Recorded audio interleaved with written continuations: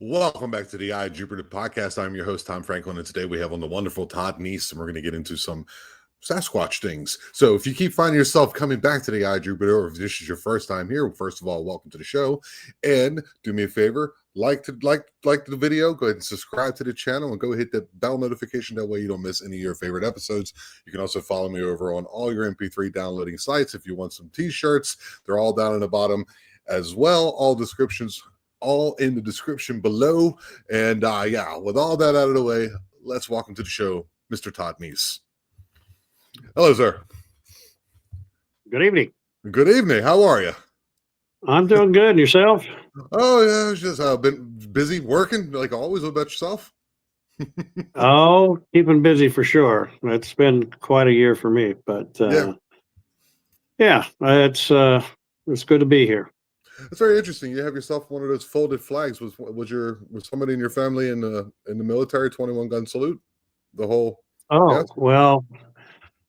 Well, aside from my grandfather and my father and myself, I actually retired after a little over 20 years of service in the U.S. Army. So, yeah, that was actually, that one you see behind me is my my retirement flag. That was flown over the U.S. Capitol.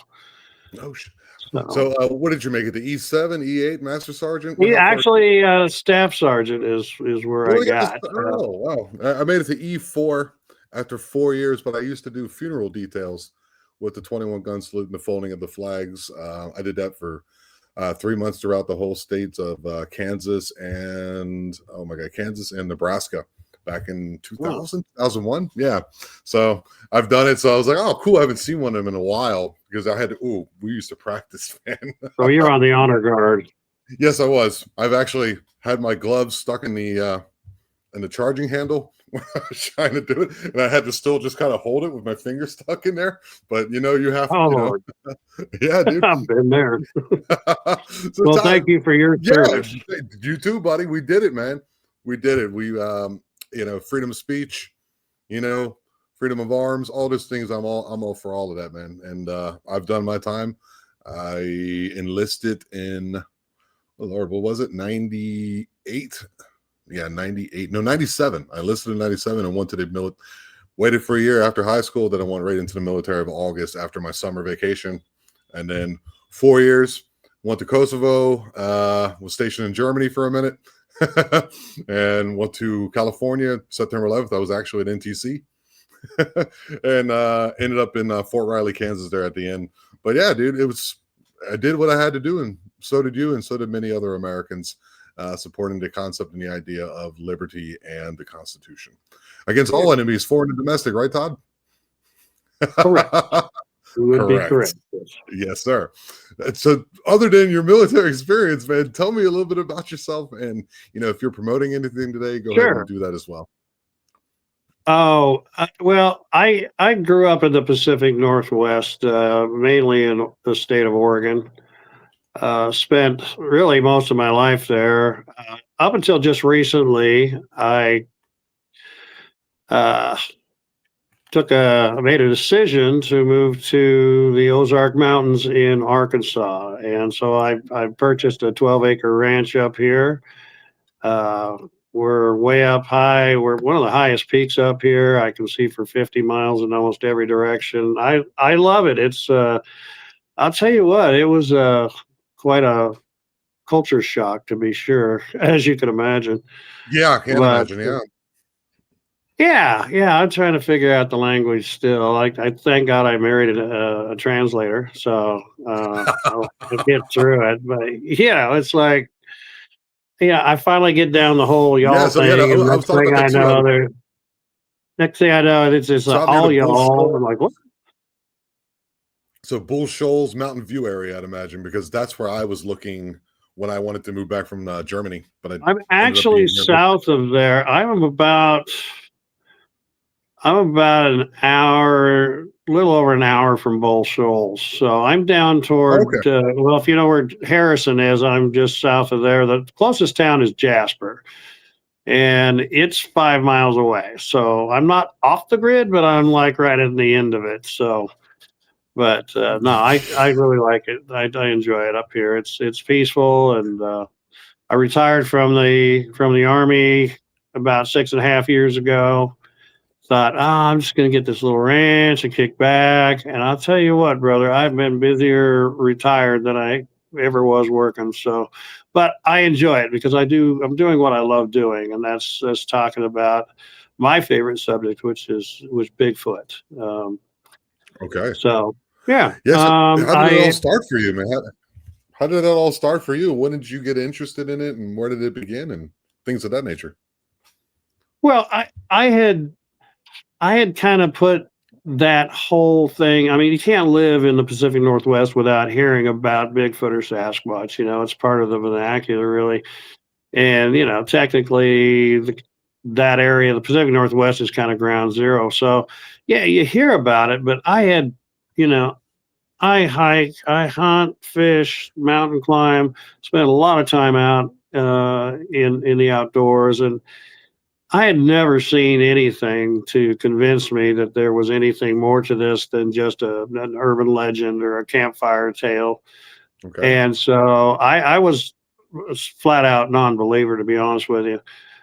Um, However, in April of 1993, actually April 3rd of 1993, I was involved. My unit I was part of the 1249th Combat Engineers, and as you probably know, combat engineers we use a lot of explosives.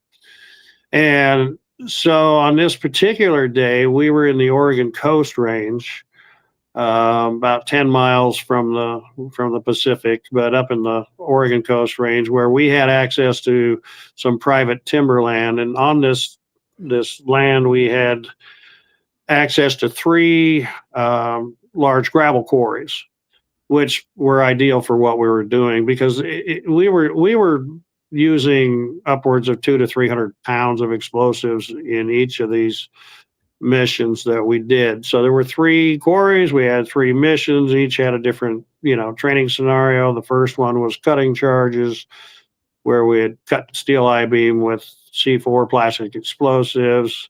Second one was a mock minefield where we had to, breach a lane through that. And the third and final one was a cratering charge. So we had detonated the first two charges, moved on to the third site. We had about 250 pounds of ammonium nitrate that we'd been soaking in diesel fuel for a few hours.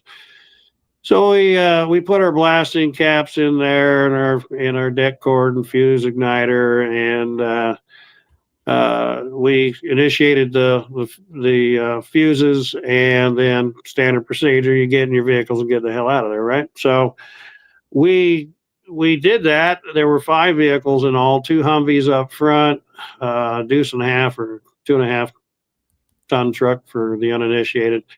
And then a couple Humvees bringing up the rear, including the commander. I was a passenger in that second Humvee, and as such, I was free to, not have to focus on driving the vehicle. I was actually seated behind the driver. And it was actually a beautiful day in April in the Oregon Coast Range. It's very rare to get a nice, beautiful day, but it was bright blue sky. And we're talking about, just to set the scene, it was about 3 o'clock in the afternoon by this time, but not a cloud in the sky.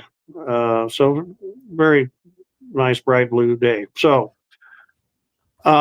we are heading off to get to a safety area where we'd wait for the explosion and then go back and check our work. So in this particular setting, again, sitting behind the driver, I had the window down. Now, this is the Saddle Mountain hunting unit, and it's where I had hunted for deer and elk for years.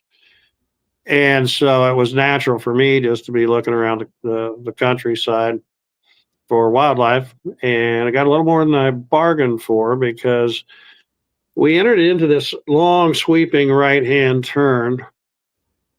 And as we did, the second blast site, the one we had detonated maybe an hour or so before that, it came into full view.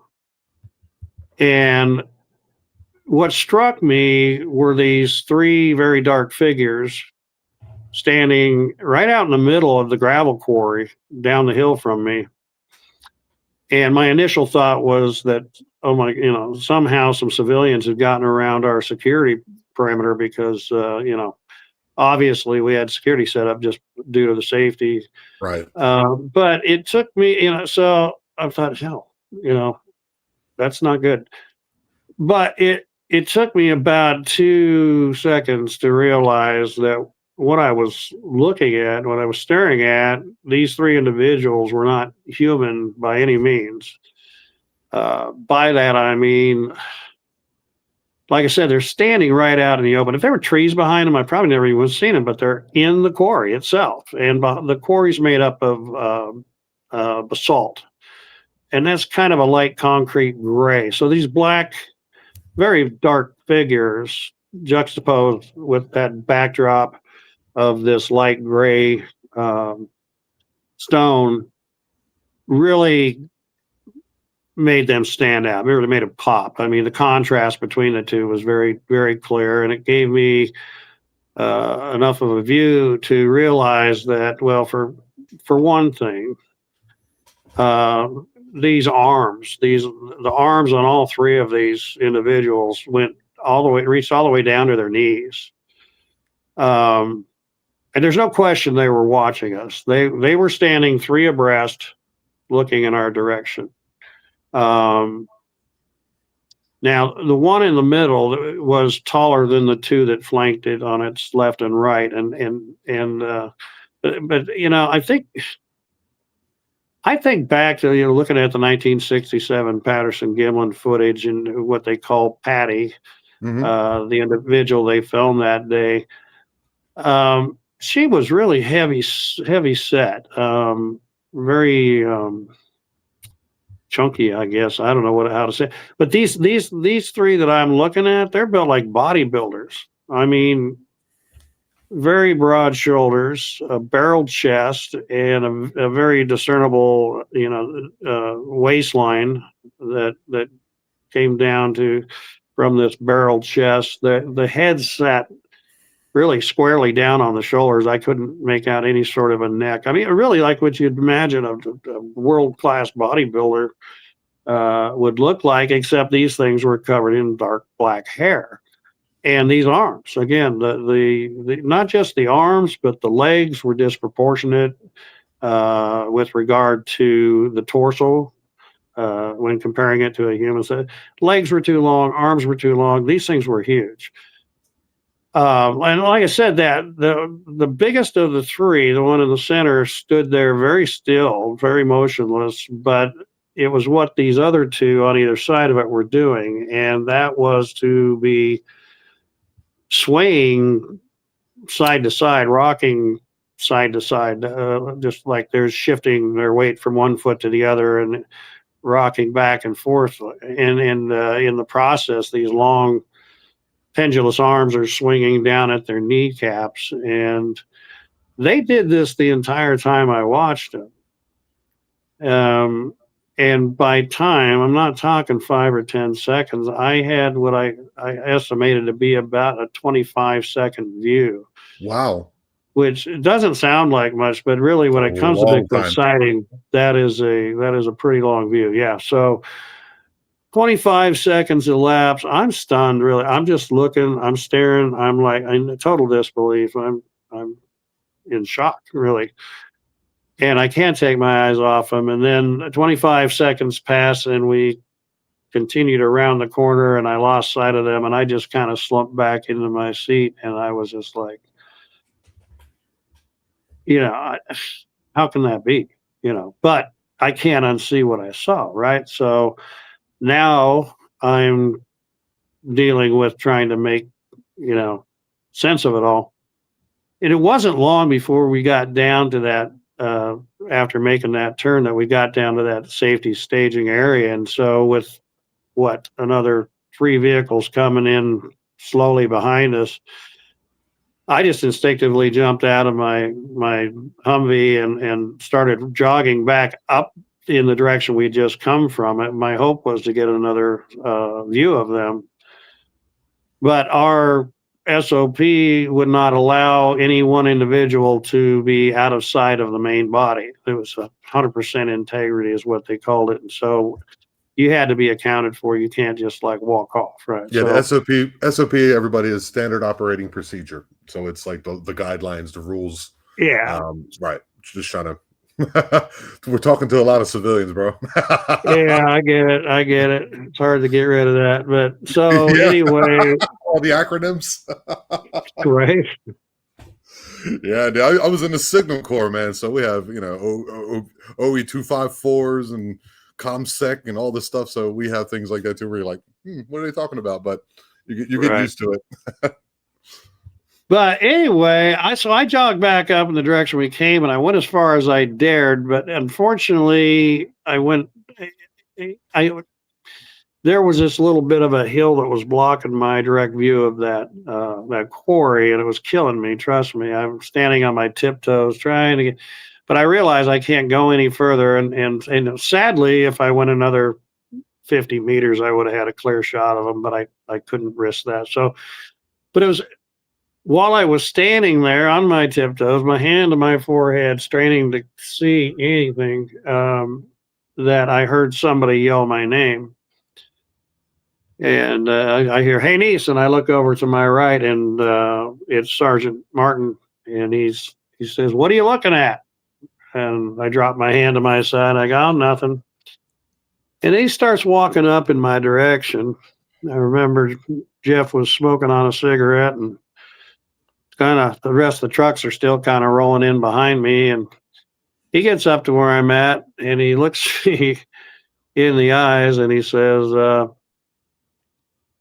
"I don't suppose you saw what I saw down at the Holy second blast site," shit.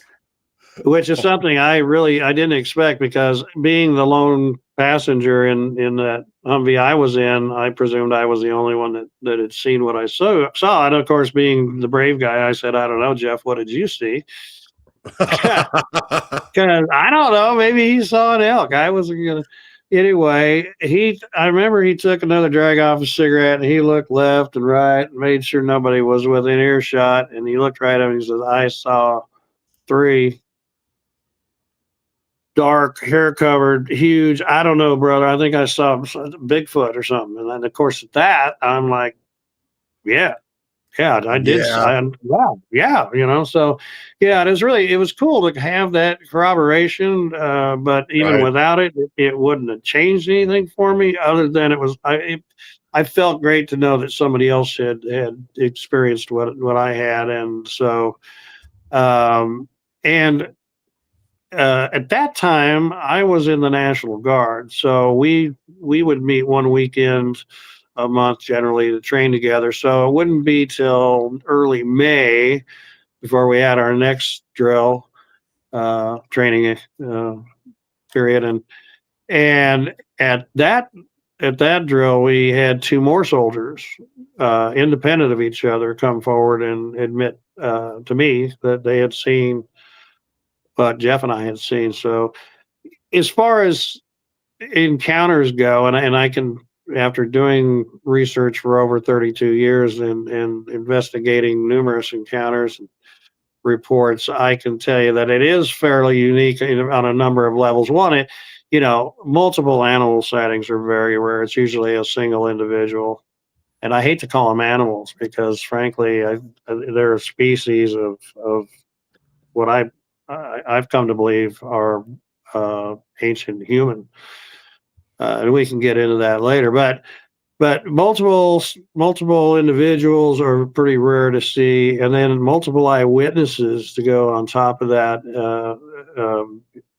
4 in total, 4 soldiers doing very sober, serious stuff.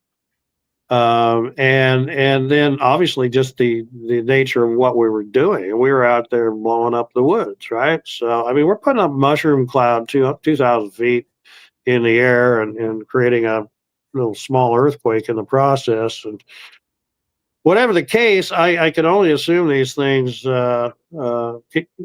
they probably knew we had left that particular area, but knew we were still in the area. And I think they were coming out and just checking us out, trying to figure out where are they now, what are they up to, you know. But anyway, that it still blows my mind to think how 25 seconds of my life at that point completely changed the course of the rest of my life to come. So I've been, like I said, researching for 32 years, done numerous investigations, uh, several expeditions, full scale expeditions. Um, and I've done a lot of public speaking as well, documentaries and TV shows. And it's just Mhm. kind of, well, here I am, right? So there you Yeah, go. but it's completely understandable, Todd. I mean, you're in the military, you got your SOP, your chain of command, you're out there doing what you're supposed to be doing, a training exercise, which I've done on multiple occasions. I was a relay station for, signal, and you're just out there sometimes, especially me. I'm just out there basically with two antennas, a generator, and a shelter. And, I've been, in the middle of the desert by myself, running night shift. Normally I always had night shift for whatever reason, whether I'm in AIT or whatever. And then you come across something that's not supposed to exist, dude. And being a person, rational person, a person, because they don't, I mean, we do know there is some butt heads in the military. We do know that, but for the most part, there's just some people who are in it for the Oh, paycheck. I'm not arguing You, that. you know that there's I, and I, I don't want I those won't argue people. that. Yeah. Some of those people I don't want in the foxhole with me, but it's few and far in between. 1 out of 50, we'll say.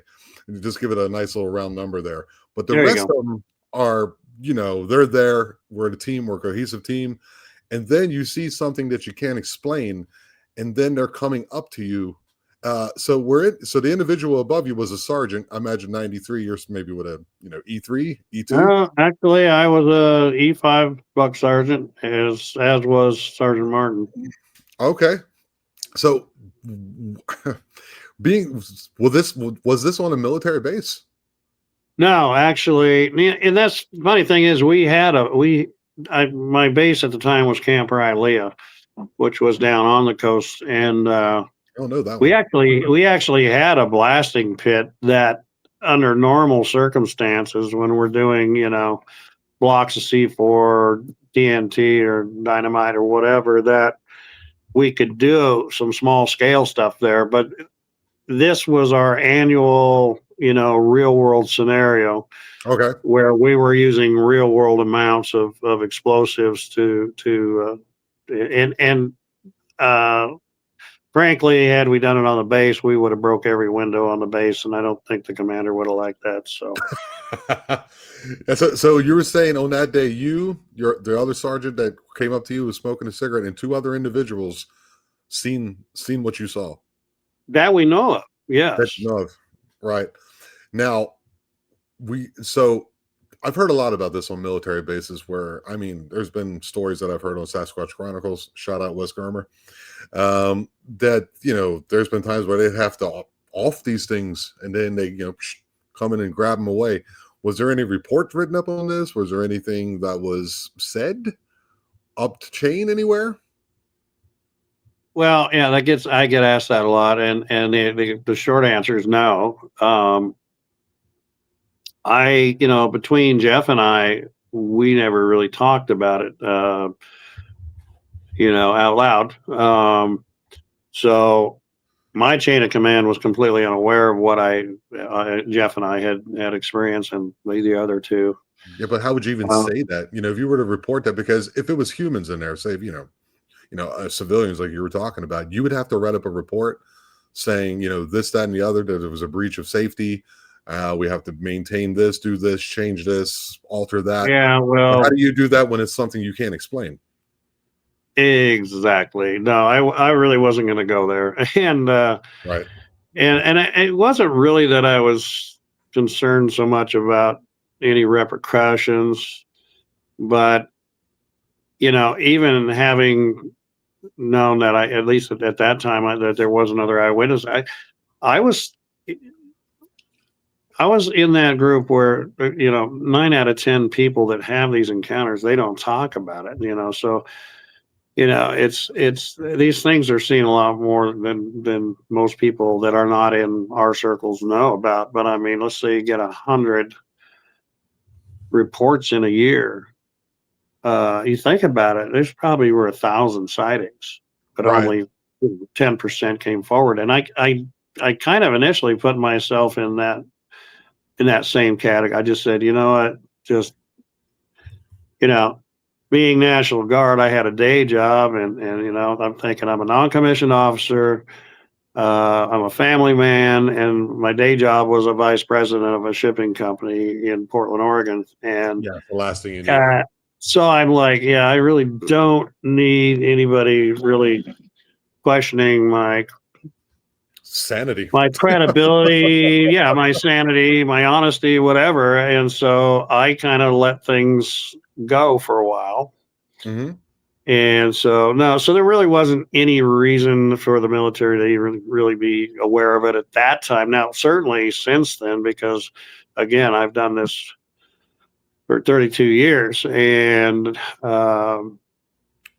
at one point, I did decide to go public about it. And it was not an easy decision, but for me, here I'm thinking about the reputation of one Mr. Todd Neiss, and yet I witnessed something that was historically and scientifically not just important, but really rather critical. And so when I kind of put it in that, uh, kind of worded it that way, I mean, no pun intended, but this was bigger than me.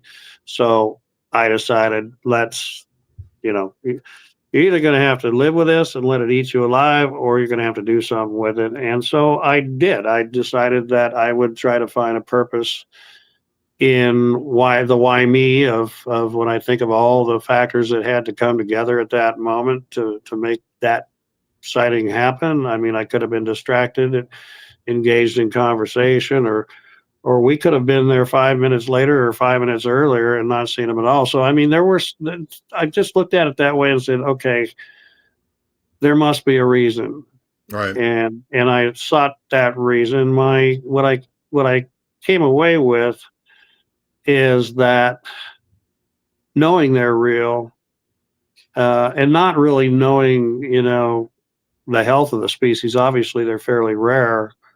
My first thought went to, what if these things are endangered or threatened or on the verge of extinction?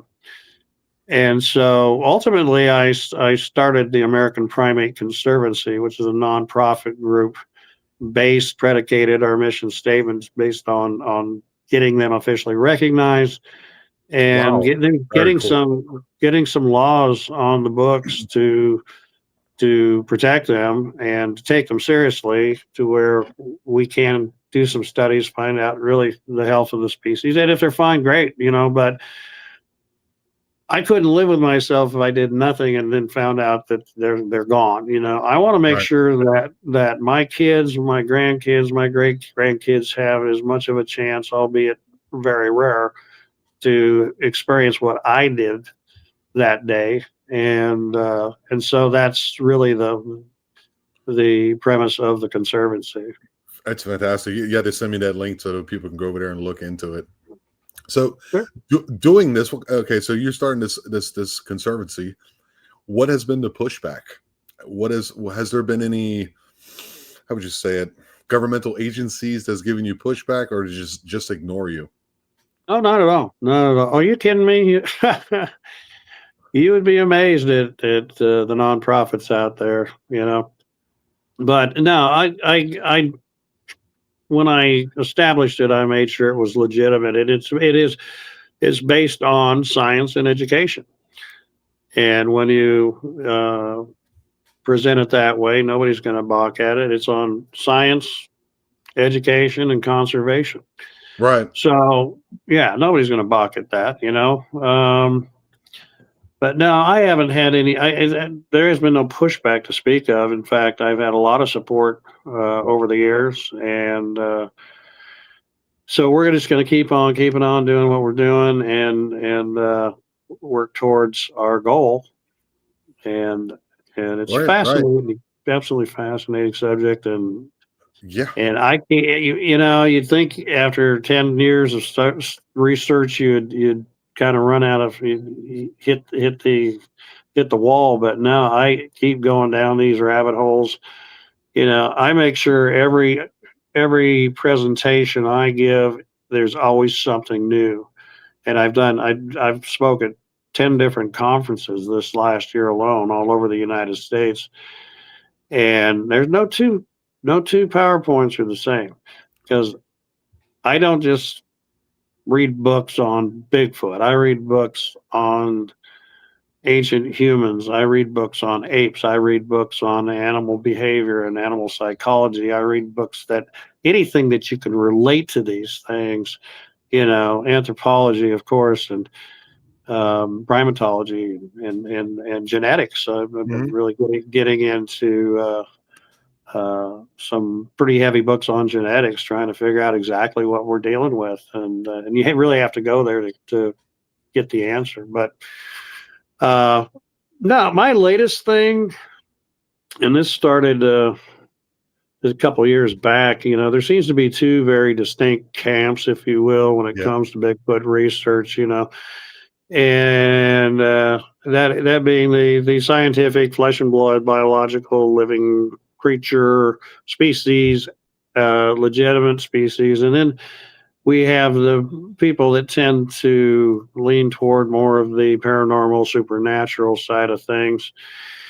And these camps couldn't be too any further apart. And I just, for the record, I consider myself of the former group, that being scientific based. Now, I'm not a bona fide scientist. I do hold a college degree in uh, um in multicultural, multidisciplinary studies. But I consider myself a citizen scientist, and anymore. Oh my gosh, with all the tools that are starting to come down to our level. There's really, between Google and the cloud and IA, that you can't get an answer for. There's the answers you can get. The square root of 113.75, divided by 19, and it's right there. Right. So a lot of the stuff you'd go to a lot of college to get the information for is really right at our fingertips, which is kind of cool. But excuse me, I got invited a few years ago to come out to the Omaha Indian Reservation in Oh eastern wow. Nebraska, Yep. and that's right on the border there. With the Missouri River is what divides Iowa and Nebraska, and the reservation is literally right on the border there. And it's very. I was really surprised to find that there it was very heavily treed and some rolling hills and whatnot, because it's dropping kind of down in that Missouri River Valley. Yeah, the other 99% is all flat cornfields and what you would Yeah. expect. Yeah. But so I was really pleased to find that there was some really good habitat there. And I'd been talking with these guys for years, and they told me that they were having regular encounters, and that's kind of a red flag for me. And so he says, I've seen Bigfoot 15 times, when it took me 34 years to see him once and another 28 years to see him again. Oh wow. It's, so you're kind of like, okay. And then it's, oh yeah. And then there's this eye shine thing. And well, I've heard of that too, I, especially in that I, place with the what's that? spirally eyes. I've heard gentlemen talk about where they were seeing like the eyes and like kind of like a, I don't know how you would say, like a pinwheel kind of thing going on. I've heard of this too at this specific location,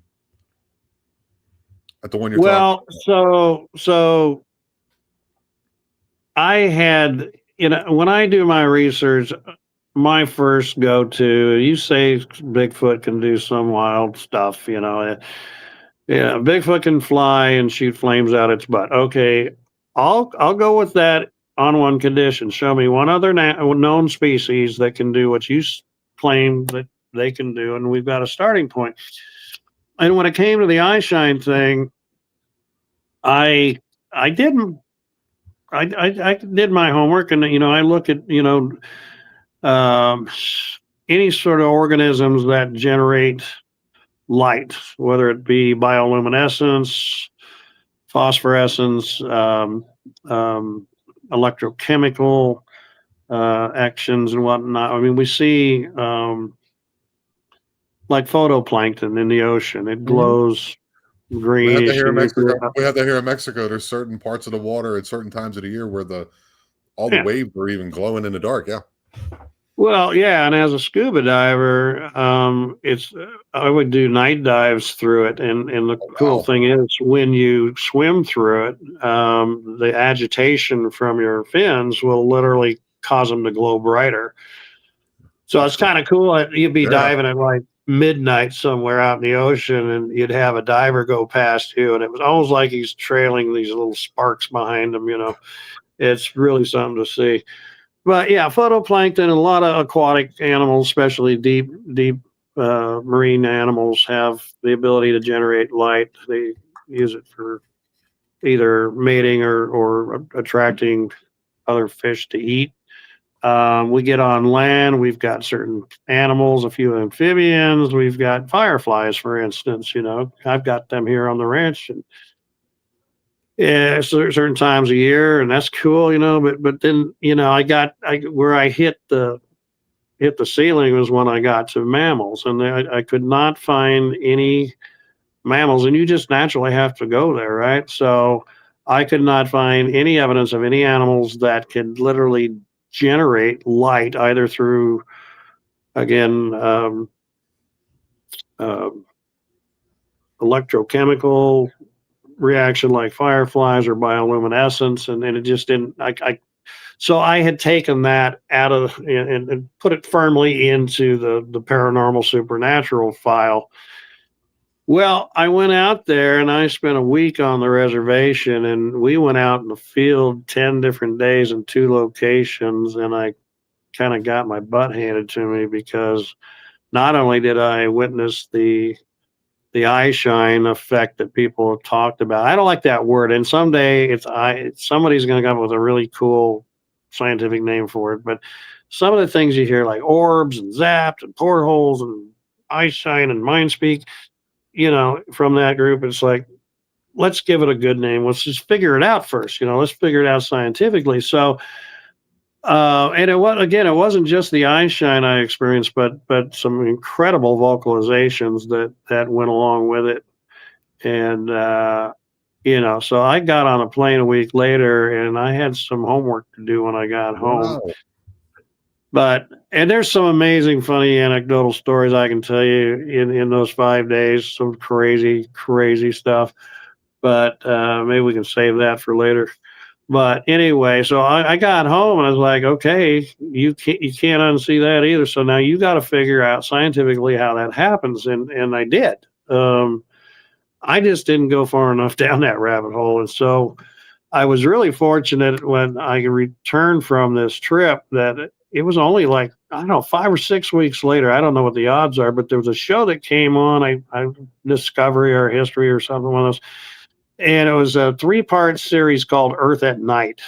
You might want to write that down, because what this whole series was about was taking extremely very expensive, very high-tech camera equipment into the darkness to film animals that are active nocturnally, and not just in America, all over the world, all over the world. They went everywhere but Antarctica, right?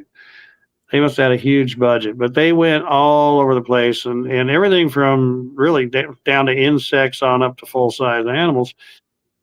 And it was in that first segment that the camera crew was down in Argentina, and they were filming a puma, uh, their version of our cougar or mountain lion, down there in the pampas grass, teaching she had 4 kittens with her that she had brought out to teach them how to hunt at night. And as I'm watching this, what struck me was the shine, the glow, the refraction, because we're talking not like deer in the headlights kind of glow. We're talking a glow without any artificial secondary source of light.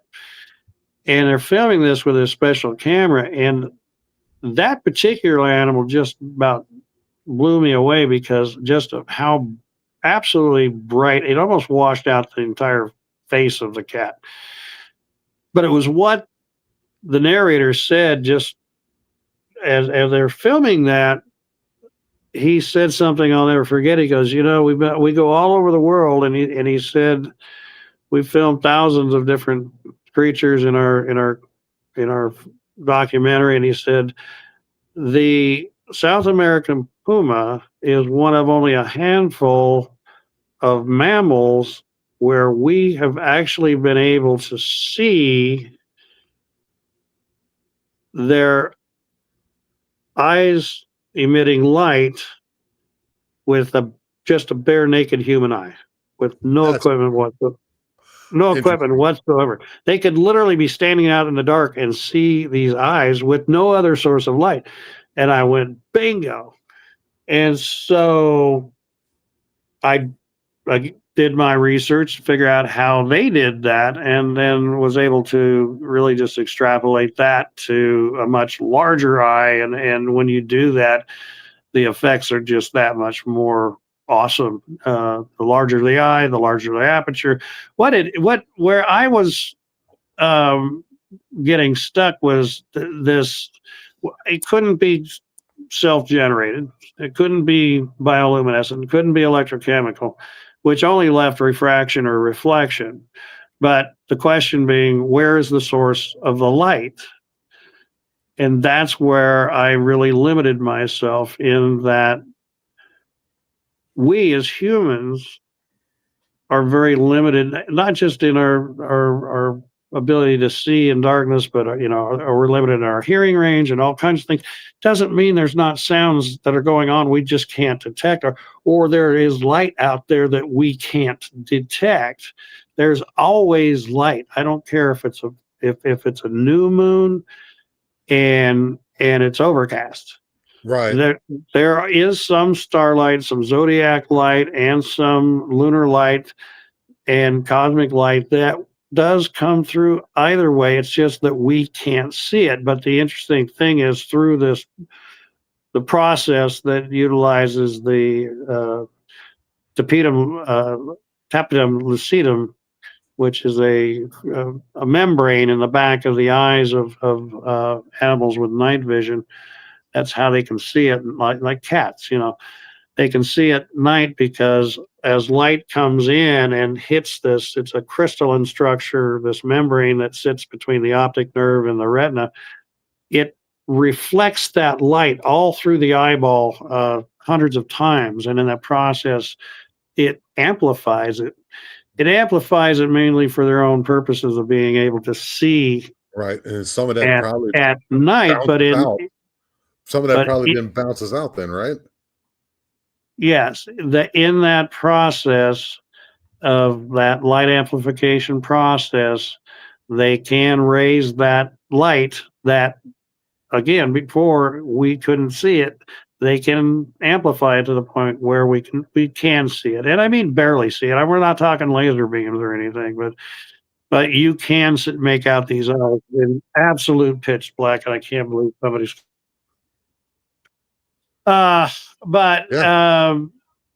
Anyway, so once I crossed that Rubicon, I started thinking, I wonder what else, because all this time I'm like telling people these, the woo people, I'm like, yeah, that doesn't happen, and then I found that it did. So I thought, I wonder what other sort of anomalies that some of these people in that category have experienced. I wonder if I can find scientific explanations for those. Okay. And so, yeah, so why not? Nobody's doing it, right? So think outside the box. And I'm thinking, wouldn't it be cool to be able to bridge this gap between these two groups, right? Between Okay. the scientists and the people that are thinking paranormal, supernatural. I mean, paranormal by definition, if you look it up, it is just it is an anomaly that is unexplainable by scientific methodology today. And Right. by definition, there's a lot of things that were paranormal 50, 100 years ago that are just common everyday knowledge now because we were able to use technology or what have you to finally go, oh, that's how, okay, never mind. Now it's just normal everyday science. So why not? I mean, I think science is the answer to everything, and so there's always an answer. So I've looked into things like, for instance, how people tend to say that they can appear and disappear at will, and they must be either going into a different dimension or stepping in through some sort of Have you seen porthole have you or seen a that? changing vibrational frequency and all this. And I've worked that. I think I've figured that one out. And other things like seeing orbs and the feeling of being zapped, and even possibly mind speak. There, if you think about it, there is a scientific answer for all of it. You just got to really, and a lot of it, a lot of the, I'm finding a lot of the research I've done has been out for a long time, not applied in the way I've applied it, mind you, but Okay. the basics, the fundamentals, the technology has been known about for some time. It's just nobody connected the dots, right? So anyway, so I'm having fun doing that, and Yeah. Yeah, I think and it's okay. It's a good amount of. I think it's a good approach to go about it. I just think some of the things that I mean, have you ever seen Barbara Shoop's video? sure, Have you seen that video? Have you seen the one where the eyes just blink out of nowhere? Within, it looks like a firefly at first because it's 5 frames of a 60 frame per second recording device, and she actually slowed it down. The Unseen. There you go. That's her book. I just had her on. The Unseen Audience from Barbara Shoop. And the yeah, video, the I video just, was just. It's so. Both of them were just mind blowing to me. And like I said, I okay. don't. Huh? Excuse me. No, I'll tell you what a lot of people, my issue isn't with the individuals claim to have experienced something. My issue is more along the lines of their interpretation as to what it is or how that happened.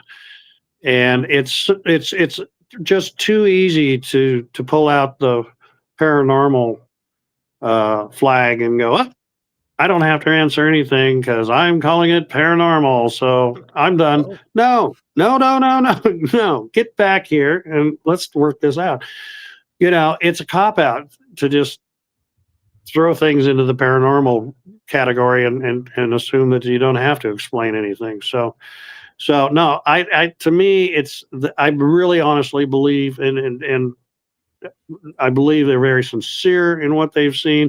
mhm. Many of these people are my friends, so I can't, and there's always a grain of truth in everything. So it's just a Okay. matter of taking that grain and trying to enlarge it a little bit. But Yeah. I it just don't think everything I can be my only explained concern is, scientifically.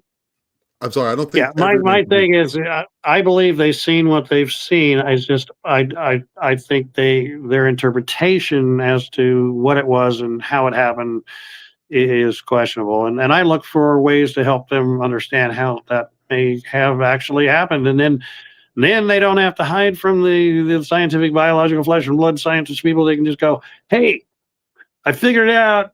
You're, you you were too lazy, but I figured it out. This is how it happened." So anyway, it's a Well, fun I mental understand what you're exercise. saying. I understand what you're saying, but there's just certain things that science can't explain. like love. Yep. You can say it's Yep. some biochemical change and it goes from here to there, but you can't, the way your children or your wife, there's nobody who can really explain it to you. We know it because we all experience it, but scientifically, yes, it's here, but it doesn't explain the experience. You understand what I mean? Or even God. Maybe we're like religious people. That is the most paranormal thing ever, and billions of people agree and believe and are religious people. And if you read the book, coming back to life and ascending into heaven, it's kind of like, it sounds pretty paranormal to me.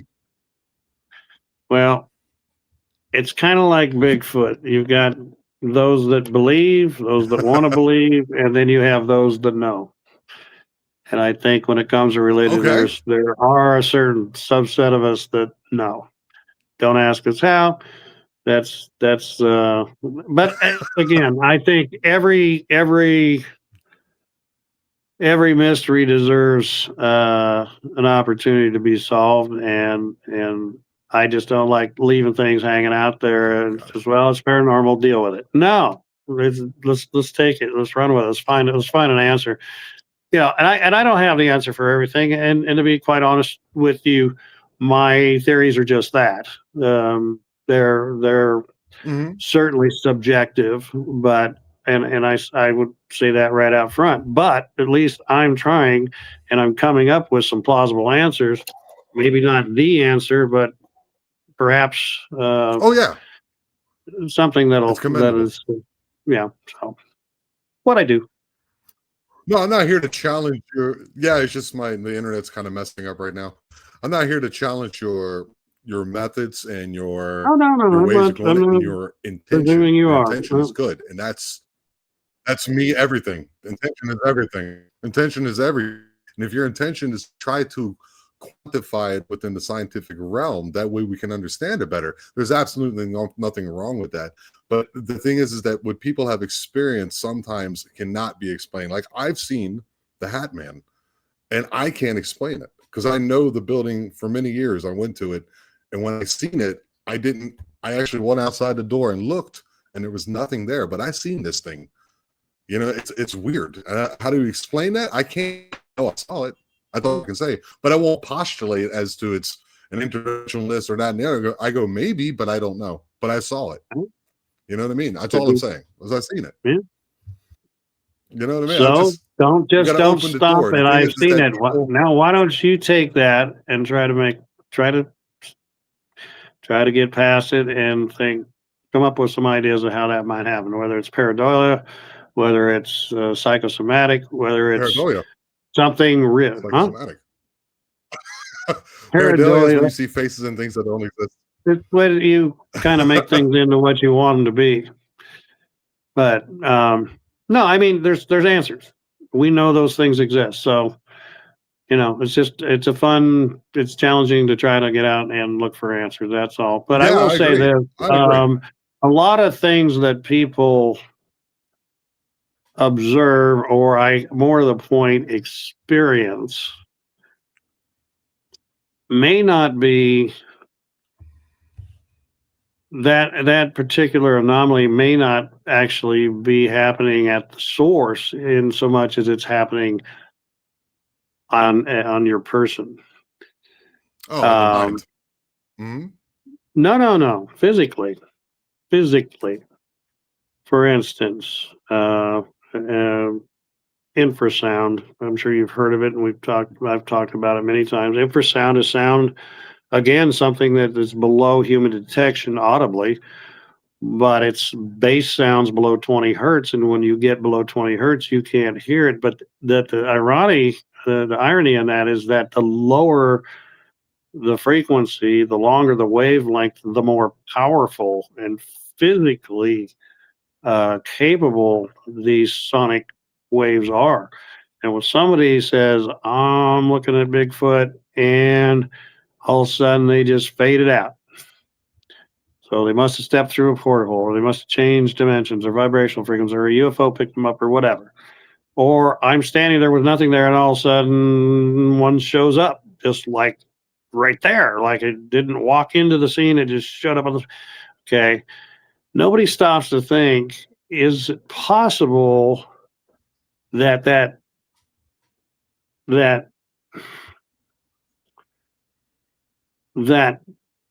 um, thing that I'm experiencing, that experience I'm having, isn't really happening at the subject I'm looking at, but it's rather the subject is causing me to lose uh, visual acuity.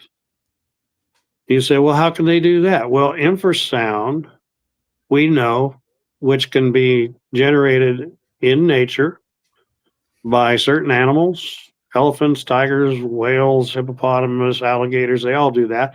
They Okay. create infrasound. We've measured it. We know they can do it. We just can't hear it. You could be standing right next to them. You can't hear it. Does that mean it doesn't affect you? Well, actually, it can. In fact, it could kill you under the right circumstances and under the right amount of amplitude can literally cause your lungs to collapse. So it's nothing to mess with. But if they do produce infrasound, and like I said, man can produce it too.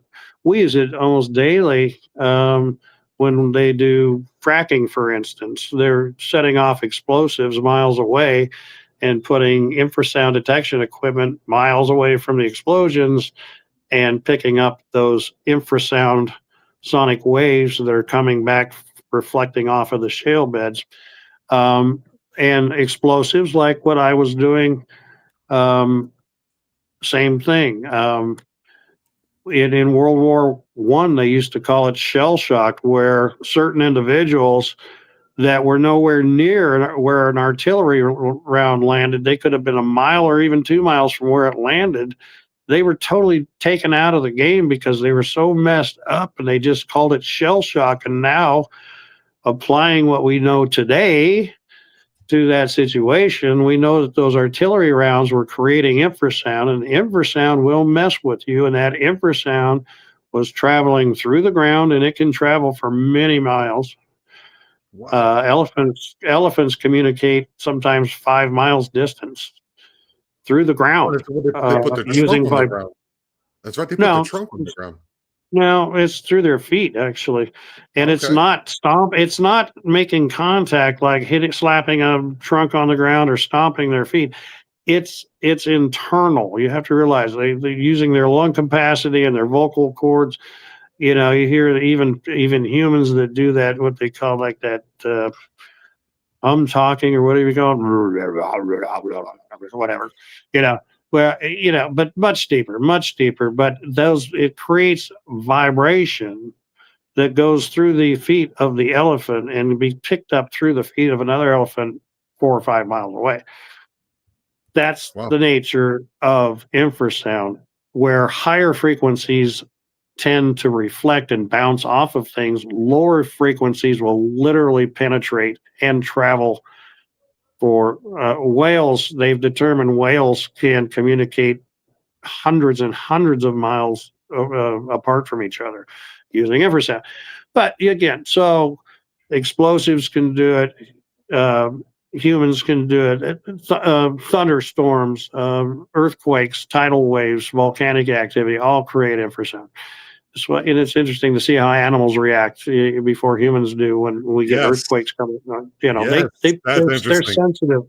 They're sensitive. Dogs can hear down to 15 hertz, which is considerably less than what we can, and so they'll pick it up long before we do. But anyway, my point being this: I'll give you a what if. Okay, so in 1958, we're taking these newly minted pilots and calling them astronauts and putting special suits on them and putting them in a capsule on top of an intercontinental ballistic missile and shooting them off into space. Now they've got one job: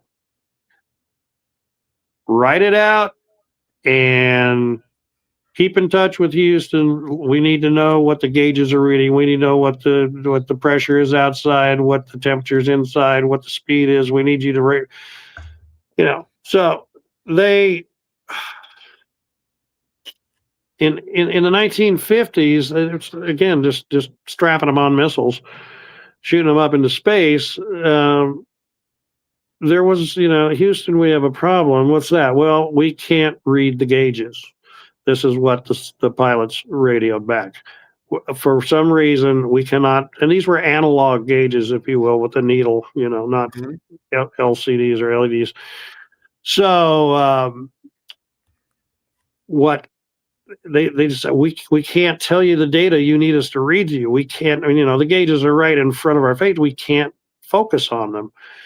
And it wasn't until the capsule actually, or the rocket engine stopped generating that infrasound, and the capsule, obviously disconnected, that all of a sudden their vision came into crystal clear view, and they're like, "Oh, okay, I don't know what that was, but now we can see everything now. What do you need to know?" And they didn't, again, not knowing what infrasound was, they were not able to make that application. Now, in hindsight, they go back and they go, they had to redesign all the astronaut suits. They had to redesign the modules. They had to redesign the engines and the insulation. And it's really one of the main reasons they came up with digital gauges, with LCD Okay. digital gauges, because they were easier to read than a needle. So they had to, but they really didn't understand it until much later. And so my point being this: if infrasound can rattle your eyeball, and keep in mind that aqueous humor, that liquid that fills your eyeball and keeps it spherical, keeps it round, liquid is the ultimate Medium. medium for conducting vibration. Drop a Right. pebble in a still pond, and you'll never see the end of it, right?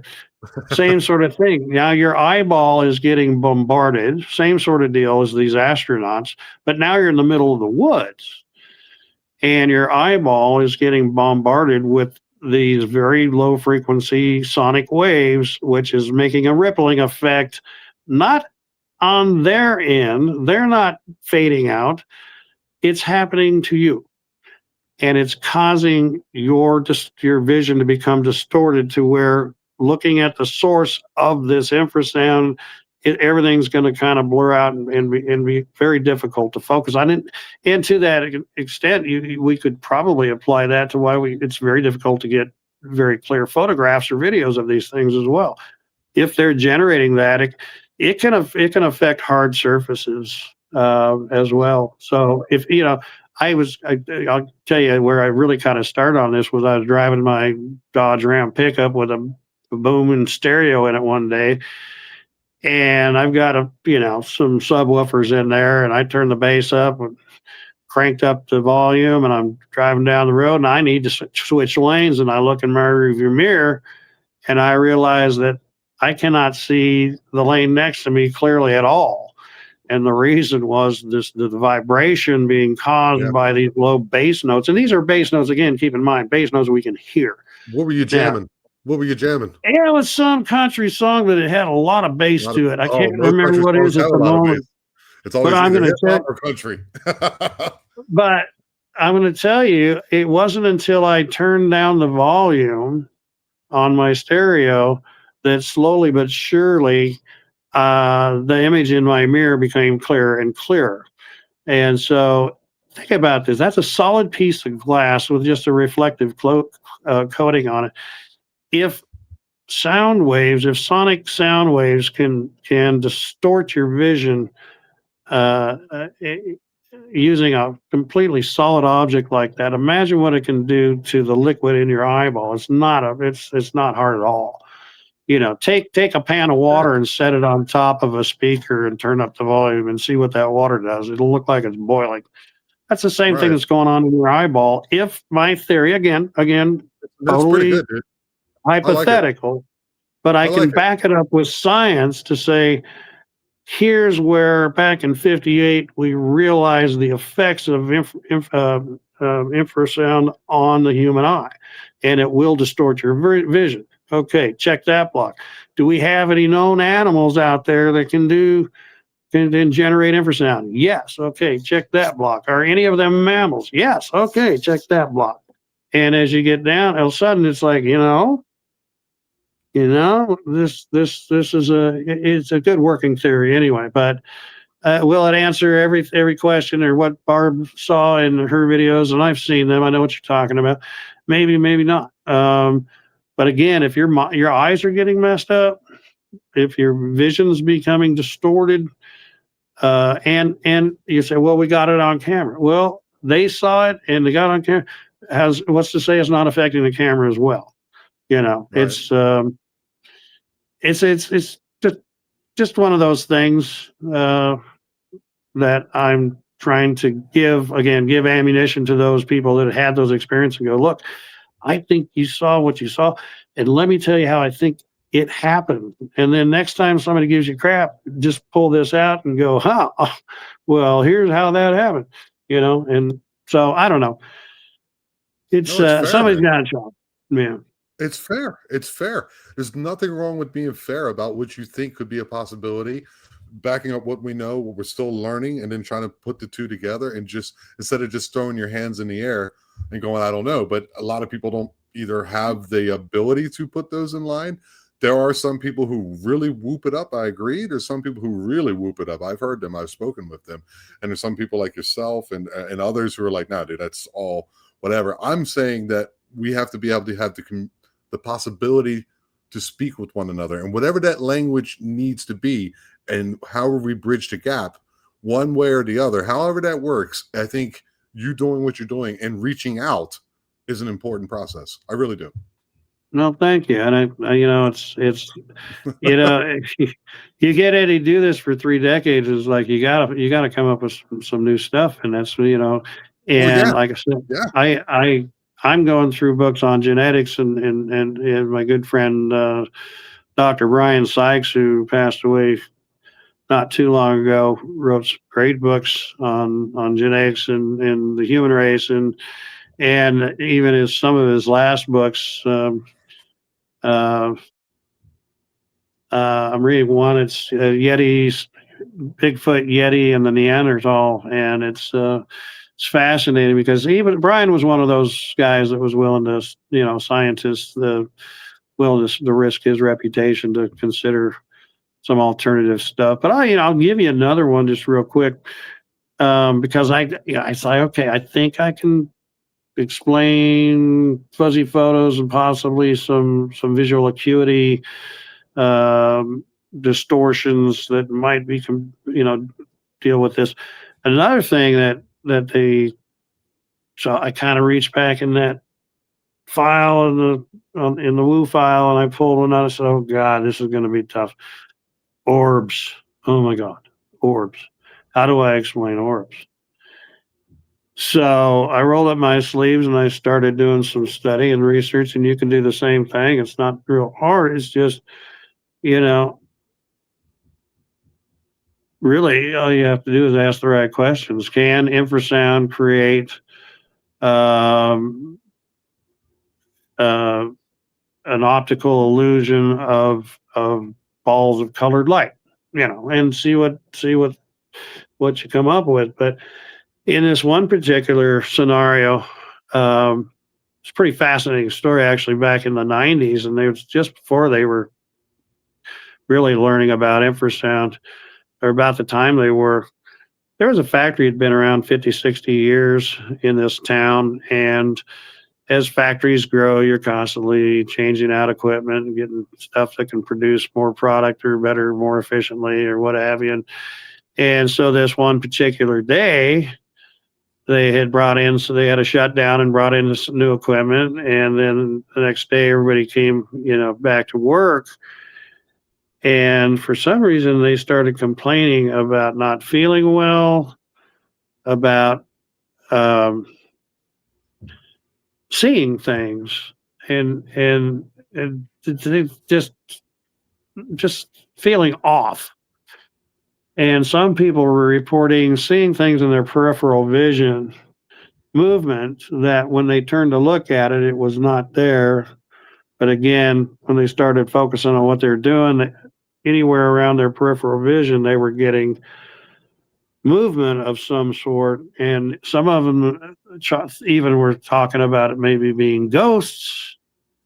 Others talked about seeing, you got it, balls of colored light Okay. drifting across the room. And they're like, that doesn't make sense. And so they got some experts in on it, and they went and brought in some equipment to where they could do some sonic measuring, and were able to pinpoint the source of it. Sure enough, they went over to this one particular new piece of equipment they had brought in, and the second they switched the machine off, everything stopped. Nobody had any issues at all. As soon as they turn it back on, oh, there it is again. Oh, wow. Yeah. So again, this is in a mechanical situation, in a civilian environment, but again, we take it out into the field. If we have animals that can do this, and if Bigfoot is capable of generating, again, that sonic pressure, it's like, can they be causing some optical illusion, if you will, that's really not there? Just like they're not disappearing, they're still there. They're just doing something to affect your vision to where you can't see them. In this case, is it possible that in that process, again, depending perhaps on the amplitude, we think about sound volume in terms of decibels. Those are decibels we can hear. Again, you've got to understand, you can't hear this stuff. You can feel it, and it will have some very powerful physical effects based on, again, on the volume, on the amplitude. You said, well, if you turn it up, I'm going to be able to hear. No, you can turn this thing up to 10 and you're not going to hear it. Right. But the more you turn it up, the more powerful it becomes and the more effects it can have. And in fact, they even in here's a scenario where they had in Brazil, they were trying to set a world record at this concert for the biggest bass system ever designed. And they built all these huge woofers. I mean, they must have been 3-4 feet in diameter, all the way around the stage, front of the stage and whatnot. And you can look this up. They show, with an empty stadium, they show them testing it out.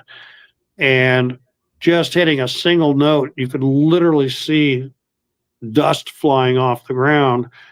And literally, a gentleman in the foreground, his shirt flapping like a flag in a hurricane. Wow. With just sound. And again, in this case, audible sound. When they decided to bring several thousand people into that arena and played their concert in there, several people were taken to the hospital with collapsed lungs because simply from sound. Think about that. Right. Because the human lungs are just a bag of air, right? It's a couple balloons in your chest. There's nothing really holding them, like an eyeball with liquid. It's just an airbags. And when they're getting slammed with sonic waves, I mean, it's almost like getting CPR. You know what I mean?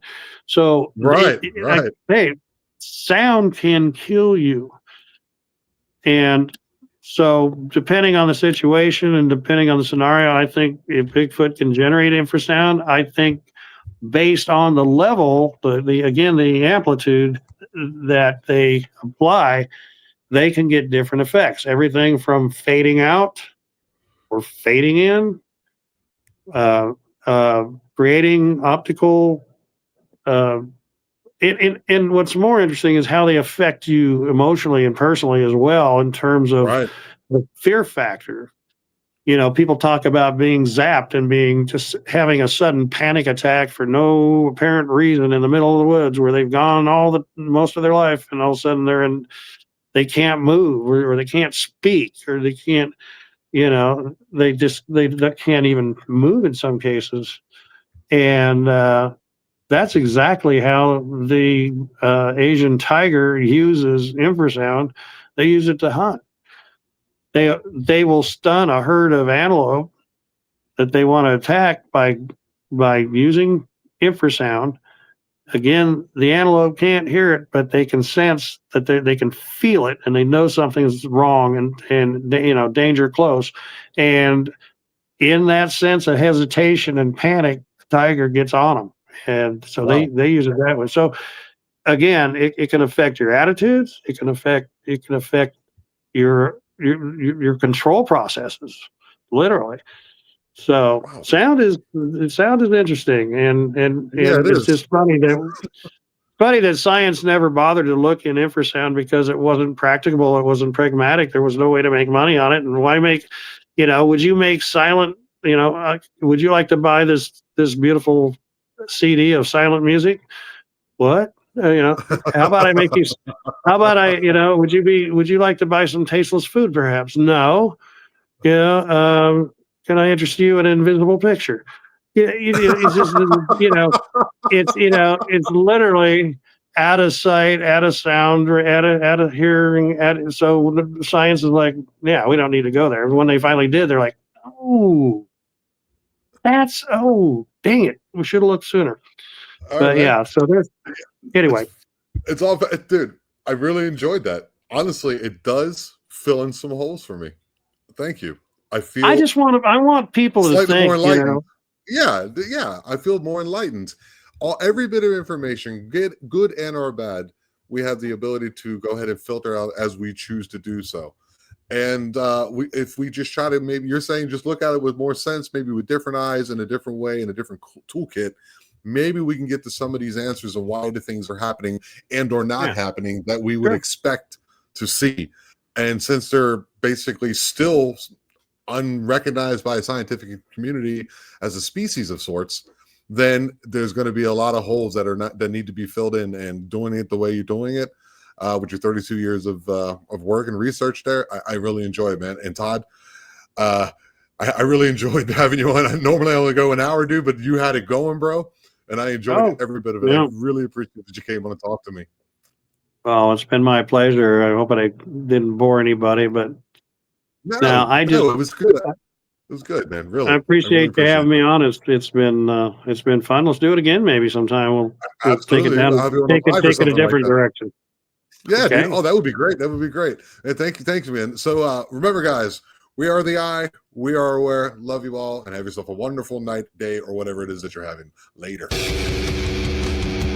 You have been watching the Eye of Jupiter podcast. Don't forget to like and subscribe to the channel and hit that bell notification so you don't miss any of your favorite interviews. And remember, we are the Eye, and we are aware.